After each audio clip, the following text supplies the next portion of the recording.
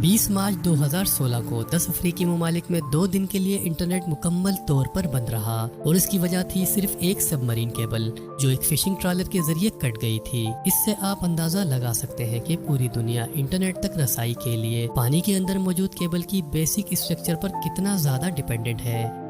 आप ये जो वीडियो देख रहे हैं, इस वीडियो से लेकर आपके Netflix streaming account, Facebook, Instagram और बहुत से सोशल मीडिया प्लेटफॉर्म का 99% इंटरनेट समंदर के गहरे पानी के नीचे छुपी केबल्स के नेटवर्क के जरिए चलता है। हम सब 24 आवर्स इंटरनेट से जुड़े रहते हैं, जो इस बात को आइडेंटिफाई करता है कि हम तेजी से वायरलेस दुनिया की तरफ बढ़ रहे हैं और हमारे यही इंटरनेट कनेक्शंस दरअसल हजारों किलोमीटर दूर समुद्र की गहराइयों में मौजूद केबल्स पर मुनहसिर हैं। आज इस वीडियो में हम समुद्र की गहराई में मौजूद इन इंटरनेट केबल्स के बारे में जानेंगे कि ये किस तरह काम करती है और इनका फ्यूचर क्या है। समुद्र के जरिए जमीन के 2 हिस्सों को ट्रांसमिटिंग सिग्नल से जोड़ने का आइडिया कोई नया नहीं है। पहली बार ज़ेरे समुद्र केवल 1800 की दहाई में बिछाई गई थी।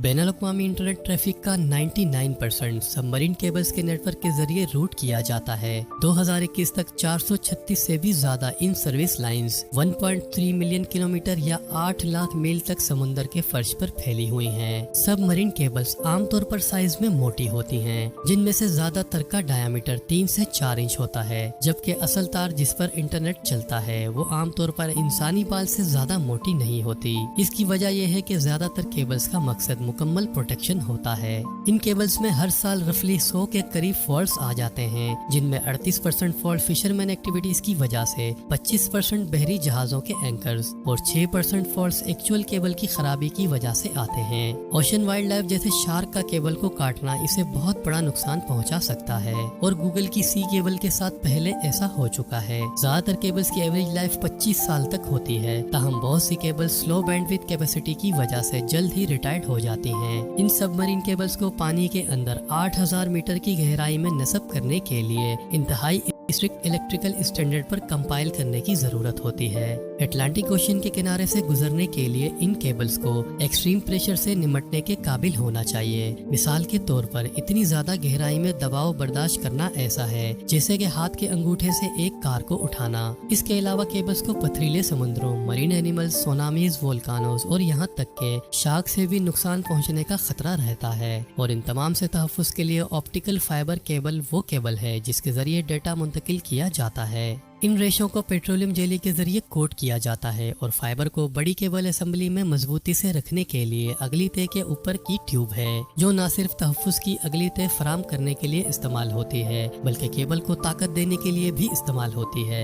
ये एक एक्टिव केबल है जिसका काम पानी के अंदर एक्सट्रीम लिंक्स की रोशनी और फाइबर ऑप्टिकल को बढ़ाने के साथ इसकी बेसिक लेयर्स के बाद डेटा जाया होने से बचाना है। इन कोर लेयर्स के बाद बाकी तमाम लेयर्स सख्त हिफाजत के लिए हैं और इनमें पॉलीकार्बोनेट की लेयर शामिल है, जिसमें एल्यूमिनियम वाटर बैरियर, मोटी फंसी हुई स्टील की तारों और माइलर टेप की एक तह के अलावा नाहमवारी और तहफ़्फ़ुज़ के लिए टार कोडिंग मौजूद है। इन केबल्स को बिछाने का प्रोसेस इतना ही अहम है जितना कि इनकी प्रोडक्शन का। ये अंडर सी केबल्स स्पेशलिस्ट शिप के जरिए बिछाई जाती हैं, जिन्हें केबल लेयर्स कहा जाता है। इन जहाजों के डेक्स पर हजारों मील की कॉइल्ड केबल रखी जाती है। फिशरमैन्स के एरियाज और फॉल्ट लाइन जैसे खतरात से बचने के लिए और महफूज रास्ते का नक्शा बनाने के बाद ये शिप्स केबल बिछाने के लिए निकलती हैं। बड़े स्पूल्स में शिप के हल्स पर लोड किए जाने के बाद इन केबल को बिछाने का प्रोसेस शुरू होता है। क्योंकि जहाज नक्शे के साथ समुद्री हल के जरिए सफर करता है और जहाज के पिछले हिस्से के साथ साथ केबल को सतह से चंद इंच नीचे ले जाने में मदद करता है।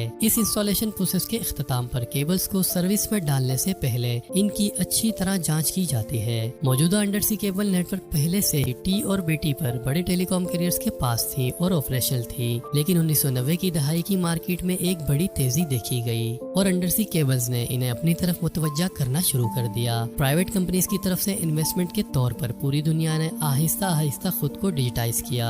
इन कंपनीज ने भी अंडर वाटर केबल टेक्नोलॉजीज में महारत हासिल की और इन सलाहियतों को टेलीकॉम कंपनीज को फरोख्त करना शुरू कर दिया। बड़ी टेक जायंट्स कंपनी जैसे कि गूगल, अमेज़न, माइक्रोसॉफ्ट और फेसबुक अपने यूजर्स की जरूरियात को पूरा करने के लिए अपने अपने अंडरसी केबल्स नेटवर्क्स को तेजी से स्पॉन्सर कर रहे हैं। 2018 तक गूगल, फेसबुक, अमेज़न और माइक्रोसॉफ्ट की मिल्कियत या लीज पर दी गई तमाम अंडर सी बैंडविड्थ में से इस वक्त गूगल के पास 6 ऑपरेशन सबमरीन केबल्स हैं और वो 2 साल के अंदर मजीद 8 केबल्स तैयार करने का इरादा रखता है। जैसे जैसे कंटेंट का जखीरा बढ़ रहा है और 90 की दहाई की केबल्स अपनी मियाद खत्म कर रही हैं, हम दोबारा से अंडर सी केबल इंडस्ट्री में तेजी देख रहे हैं। अगली चंद दहाइयों में न्यू इंटरनेट यूजर्स और इंडस्ट्रियल डिवाइसेस ऑनलाइन होने के साथ ही इंटरनेट की सलाहियत की मांग में इजाफा होगा। आज माइक्रोसॉफ्ट, गूगल, फेसबुक और एप्पल ये सभी कंपनीज दुनिया के तकरीबन 70% इंटरनेट ट्रैफिक के जिम्मेदार हैं। इन सबमरीन केबल्स के अलावा इंटरनेट कनेक्टिविटी का एक जरिया सैटेलाइट भी है। शायद इंटरनेट ट्रांसमिशन का फ्यूचर ऐसा नहीं है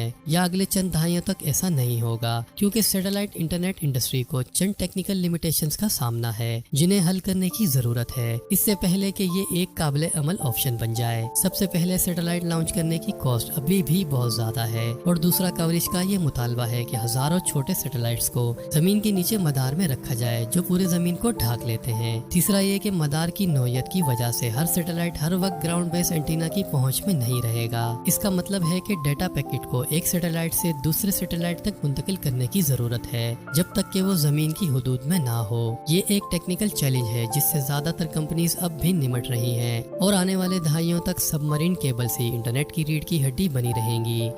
इस वीडियो को देखने के लिए वक्त निकालने का बेहद शुक्रिया। वीडियो को लाइक शेयर जरूर करें और चैनल को भी सब्सक्राइब करना मत भूलें। अपना बहुत ज्यादा ख्याल रखें। अल्लाह हाफिज।